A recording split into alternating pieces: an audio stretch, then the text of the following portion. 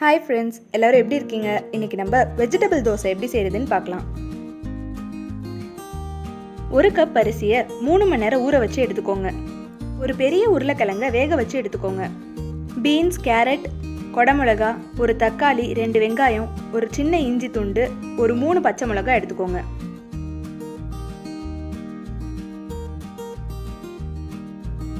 ஒரு மிக்சியில் நம்ம 3 மணி நேரம் ஊற வச்ச அரிசியை சேர்த்துக்கோங்க. அது கூட நம்ம வேக வச்சு எடுத்து வச்சிருக்க உருளைக்கிழங்க சேர்த்துருங்க. அது கூட நம்ம பொடியா நறுக்கி வச்சிருக்க இஞ்சியை சேர்த்துருங்க.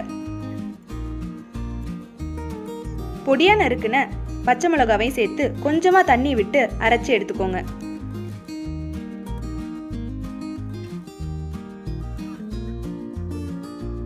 நம்ம எடுத்து வச்சிருந்த காய்கறி எல்லாத்தையும் பொடியா நறுக்கி எடுத்துக்கோங்க. நம்ம அரைச்சி வச்சிருக்க மாவில் 1 டீஸ்பூன் ஜீரகமும் 1 டீஸ்பூன் ரெட் சில்லி ஃப்ளேக்ஸும் சேர்த்துக்கோங்க.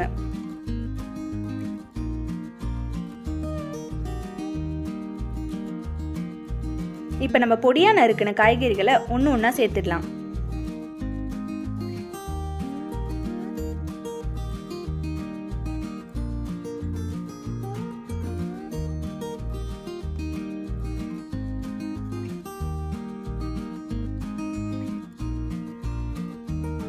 இப்போ இந்த மாவுக்கு தேவையான அளவு உப்பை சேர்த்துடலாம். 1/4 டீஸ்பூன் பேக்கிங் சோடாவை இந்த மாவில் சேர்த்துருங்க. இப்போ எல்லாத்தையும் சேர்த்து நல்லா கலந்து விட்டுக்கோங்க. இப்போ நம்ம கலந்து வச்சிருக்க மாவில் பொடியா நறுக்கின கொத்தமல்லியை சேர்த்துக்கலாம். இப்போ ஒரு தோசைக்கல்லை சூடு பண்ணி அதில் கொஞ்சமாக எண்ணெய் தேய்ச்சி விட்டுக்கோங்க. நம்ம ரெடி பண்ணி வச்சிருக்க மாவுல ஒரு தோசையை ஊத்துங்க.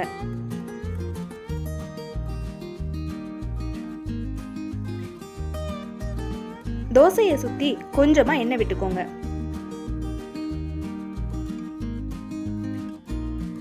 இப்போ ஒரு மூடி யூஸ் பண்ணி அதை நல்லா வேக விடுங்க. ஒரு சைடு நல்லா வெந்ததுக்கு அப்புறம் பொறுமையா அதை இன்னொரு சைடு திருப்பி போட்டுக்கோங்க. திருப்பி மூடியை போட்டு வேக விடுங்க.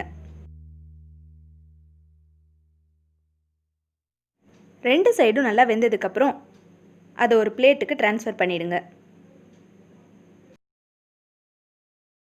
டேஸ்டியான வெஜிடபிள் தோசை இப்போ நமக்கு சூப்பராக சூடாக ரெடி ஆகிடுச்சு. தேங்க்யூ ஃபார் வாட்சிங்.